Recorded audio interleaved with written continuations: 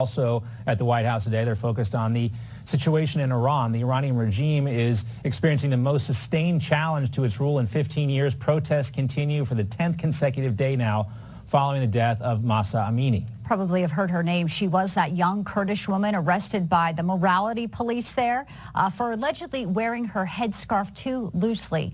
She was killed. The clashes inside Iran are presenting the senior officials of the Biden administration with a somewhat familiar choice. Let's bring in NewsMax Chief White House correspondent James Rosen now for a bit more on this. James, good afternoon.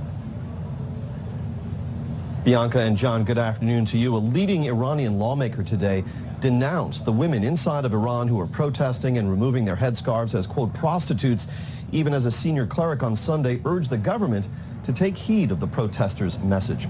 We're going to show you some footage now of this popular uprising. These images were smuggled out of Iran and compiled by the U.S. Office of the National Council of Resistance of Iran, a dissident group. They show some of the confrontations that have now spread to some 4 dozen cities across the country, including, as you can see, intifada-style groups throwing rocks and armed forces driving them back as they shoot their rifles.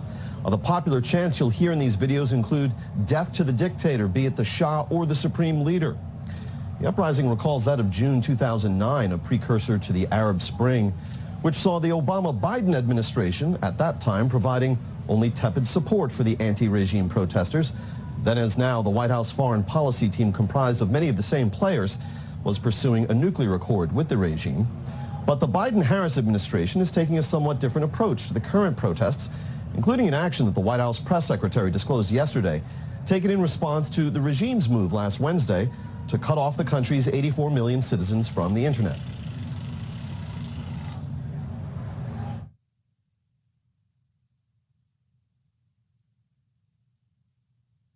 On September 23rd, which was this past Friday, the Department of Treasury issued an updated general license that will increase support for internet freedom in Iran and authorize technology companies to offer the Iranian people more options of secure outside platforms and services. With these changes, we are helping the Iranian people access tools that are better equipped to counter the Iranian government's effort to surveil and censor them as well. Iranian state-run media claim more than 40 protesters and police have been killed in these clashes since they started erupting on September 17. The Associated Press count places the death toll at 13, with an estimated 1,400 who have been arrested. John and Bianca.